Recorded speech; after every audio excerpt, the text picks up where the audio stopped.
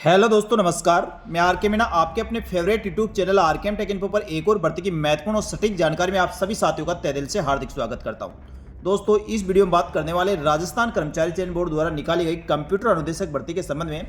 साथियों, कंप्यूटर अनुदेशक भर्ती का एग्जाम राजस्थान कर्मचारी चयन बोर्ड द्वारा इसकी डेट घोषित की जा चुकी थी, जिसका एग्जाम साथियों 22 और 23 अगस्त 2026 को इसका एग्जाम होने वाला है। एग्जाम के लिए राजस्थान कर्मचारी चयन बोर्ड द्वारा साथियों जिला आवंटन और साथ ही इसके एडमिट कार्ड जारी कर दिए गए हैं, जिससे आप पता लगा सकते हैं आपका परीक्षा केंद्र कहां पर आया है, कहां पे आपका एग्जाम होगा। यदि साथियों एग्जाम में आप थोड़ी सी भी लापरवाही बरतेंगे तो आप परीक्षा से बाहर हो सकते हैं। इसलिए साथियों परीक्षार्थियों को किन किन बातों का ध्यान रखना चाहिए, इस वीडियो में अपन विस्तार से चर्चा करेंगे। साथ ही परीक्षा की अंतिम रणनीति क्या होनी चाहिए, इस बारे में भी आपको बताया जाएगा। तो सभी परीक्षार्थियों के साथ इस वीडियो को जरूर देखना चाहिए, जिससे आपको परीक्षा में काफी कुछ हेल्प मिलेगी और आप परीक्षा में कोई भी गलती नहीं दोहरा पाएंगे।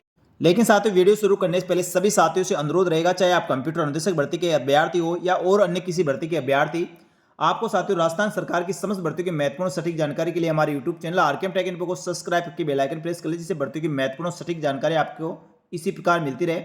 चलो शुरू करते हैं दोस्तों इस वीडियो को और देखते हैं कंप्यूटर अनुदेशक भर्ती की परीक्षा के संबंध में महत्वपूर्ण गाइडलाइन दिशा निर्देश के संबंध में।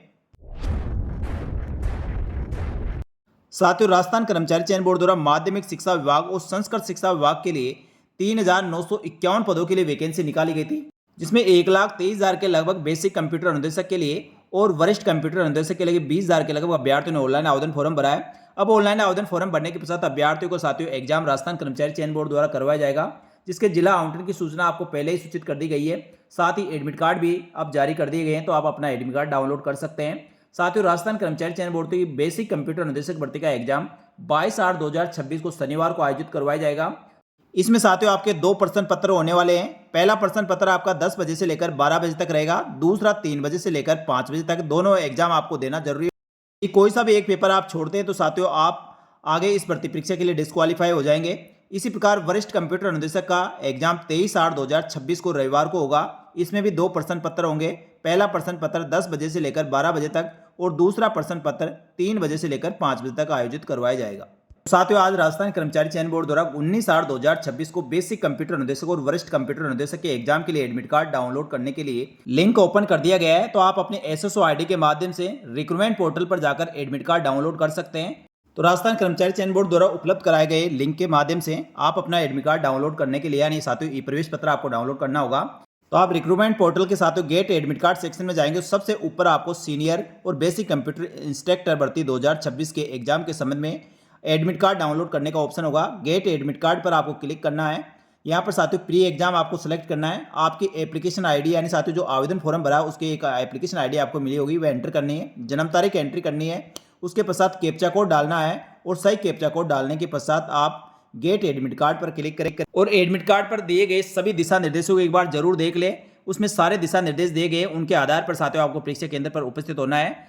तो सबसे पहले अभ्यर्थी को ये सुनिश्चित कर लेना है, जो परीक्षा केंद्र आया कहीं आप साथियों वहां पहले भी प्राइवेट या गवर्नमेंट कोई नौकरी तो नहीं कर रहे हैं। यदि आप कर रहे हैं तो अपने केंद्र अध्यक्ष को तुरंत सूचित करें, जिससे आपका परीक्षा केंद्र बदला जा सके।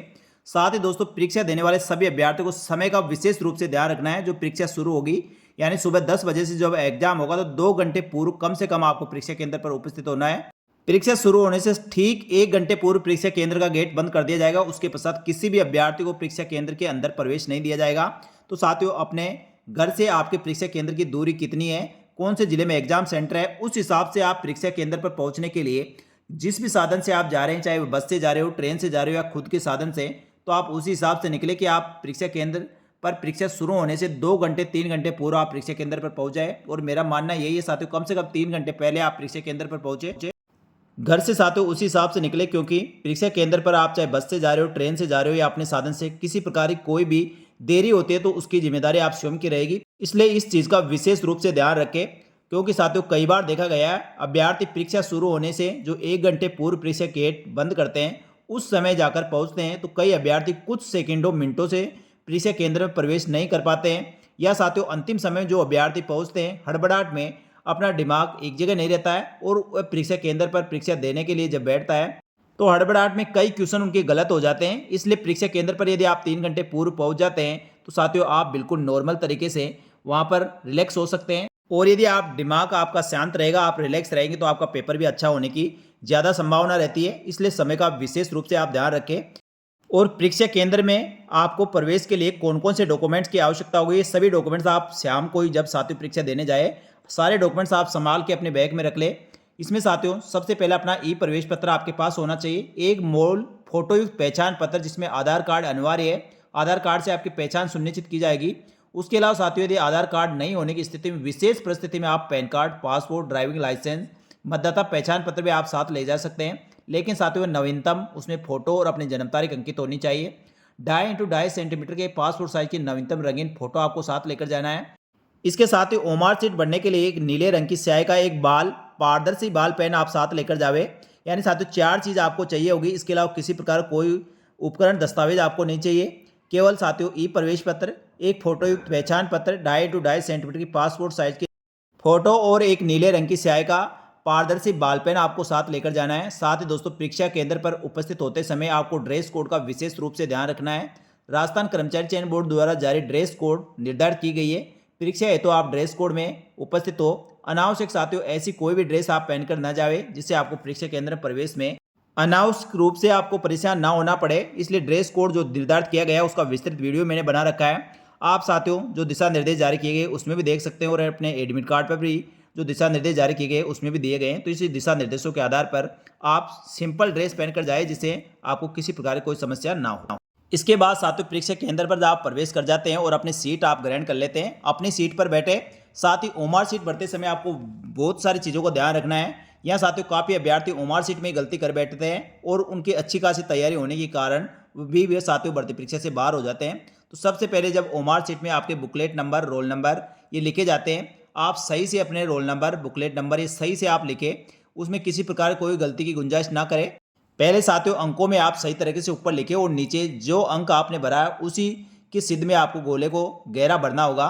उसके पश्चात जब आंसर देंगे यानी ओमार सीट में प्रश्न पत्र में जो उत्तर आप देंगे तो आपको उत्तर भरने के लिए 5 ऑप्शन दिए जाएंगे, ए, बी, सी, डी और ई। तो साथियों इनमें से आपको नीले बाल पेन से जो भी सही उत्तर है उस गोले को आपको गहरा नीले बाल पेन से भरना है। और जो 5 ऑप्शन है, 5 ऑप्शन में केवल एक ही विकल्प भरना है। यदि आप साथियों किसी क्वेश्चन के 2 विकल्प का उत्तर भरते हैं तो आपका क्वेश्चन गलत माना जाएगा। यदि अभ्यर्थी द्वारा किसी प्रकार के कोई प्रश्न को हल नहीं करना चाहता है तो उसके लिए 5वां विकल्प जो 5वां ऑप्शन ई होगा उसको गहरा गोला आपको भरना होगा। और यदि साथियों कोई अभ्यर्थी अपने ओमार सीट में कोई से भी 5 विकल्पों में से कोई सा ऑप्शन नहीं भरते हैं और 10% तक ऐसे क्वेश्चन जैसे 100 क्वेश्चन आते हैं और 10% के गोले आप खाली छोड़ देते हैं तो उसका 1/3 अंक काटा जाएगा। यानी साथियों जो नेगेटिव मार्किंग रहेगी वह तो अलग है, उसके अलावा उस क्वेश्चन के जितने नंबर होंगे, जितने क्वेश्चन आप छोड़ते हैं उसके 1/3 अंक अतिरिक्त काटा जाएगा। इस चीज़ का भी अभ्यर्थी को ध्यान रखना है। साथ ही दोस्तों यदि प्रश्न पत्र में जितने क्वेश्चन आएंगे उसके 10% से अधिक क्वेश्चनों के गोले आप नहीं भरते हैं तो सीधे उस भर्ती परीक्षा से आपको बाहर कर दिया जाएगा। इसलिए अभ्यर्थी को सुनिश्चित करने के लिए कि आपने पूरे गोले भरे या नहीं भरे तो साथियों आपको उसके लिए 10 मिनट का अतिरिक्त समय दिया जाता है।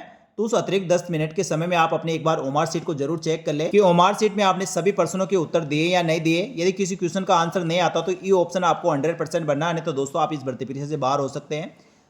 साथियों आप किसी भी भर्ती परीक्षा के रिजल्ट देखिए, चाहे राजस्थान लोक सेवा आयोग का हो या राजस्थान कर्मचारी चयन बोर्ड का, ऐसे बहुत सारे अभ्यर्थी इसी कारण फेल हो जाते हैं। उनका पेपर बहुत अच्छा होता है लेकिन केवल 10% से अधिक क्वेश्चनों के आंसर नहीं देने के कारण यानी पूरे गोले नहीं बनने के कारण वह भर्ती परीक्षा से बाहर हो जाते हैं। तो इस चीज़ का आपको विशेष रूप से ध्यान रखना है। आपको पूरे जितने क्वेश्चन आएंगे उसमें से 4 ऑप्शन में से यदि आपको उसका आंसर आता है तो वो भर दे, अन्यथा दोस्तों ई ऑप्शन को आप जरूर से जरूर भर के आवे। तो साथियों मेरे द्वारा इस वीडियो में जो जानकारी दी है उनको आप गौर से एक बार जरूर देखें, वीडियो को दोबारा देखें और इन सभी दिशा निर्देशों की पालना करते हुए आप एग्जाम में उपस्थित होंगे तो आप अपना पेपर बहुत सही ढंग से कर पाएंगे और इन सभी चीज़ों का ध्यान रखते हुए आपको पेपर देना है। वैसे साथियों सभी अभ्यर्थी चाहे वो बेसिक कंप्यूटर निदेशक के हो, वरिष्ठ कंप्यूटर निदेशक या दोनों के, तो वह अभ्यर्थी नियमित और रेगुलर रूप से अच्छी तैयारी करें।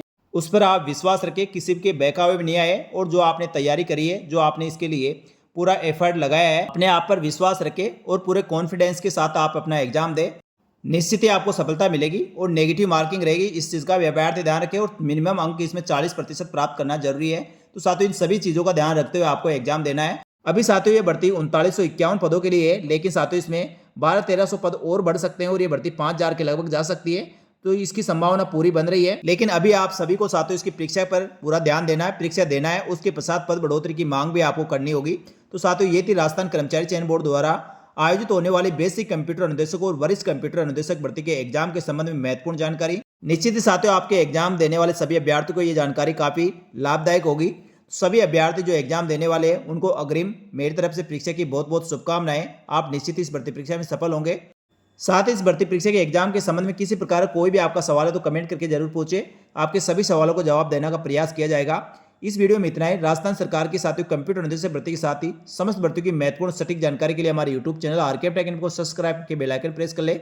साथ ही भर्तियों की तुरंत अपडेट और जानकारी के लिए हमारे टेलीग्राम चैनल को ज्वाइन कर ले, क्योंकि भर्तियों की महत्वपूर्ण और सटीक जानकारी तुरंत प्रभाव से हमारे टेलीग्राम चैनल पर शेयर कर दी जाती है। इस वीडियो में इतना ही। जल्दी मिलेंगे दोस्तों एक और भर्ती की महत्वपूर्ण सटीक जानकारी लेकर एक और नए वीडियो में।